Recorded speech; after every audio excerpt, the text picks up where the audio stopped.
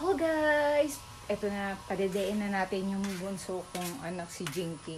Charot. Padedein ko na yung kambing namin. Handa na yung dede niya. Tatawagin ko lang yan. Tingnan niyo guys.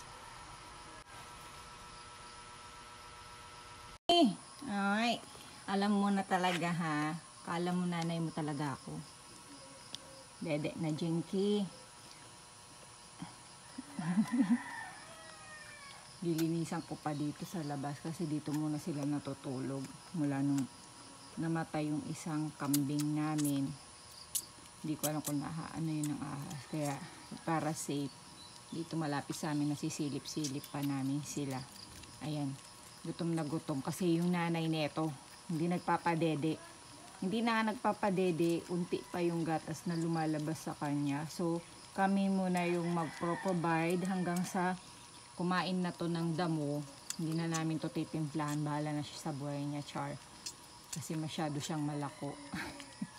Magastos, charot. Ayan, ganyan lang buhay sa probinsya. Ayun naman yung isang manok doon, yung parang natumba na saging, yun yung kinakain-kain nila. Yung ibang manok namin nandoon sa taas, yung iba naman na iba nandito pa kalat-kalat. Pinapabayaan namin sila maghanap ng pagkain nila. Okay, maganda ngayon ang panahon, maaraw. Ayan. Naasikaso ko na yung anak ko. Kumbaga dito maglilinis ako, pinaligo ko na para pag oras na paalis na lang kami agad. Okay, yun lamang guys. Babush!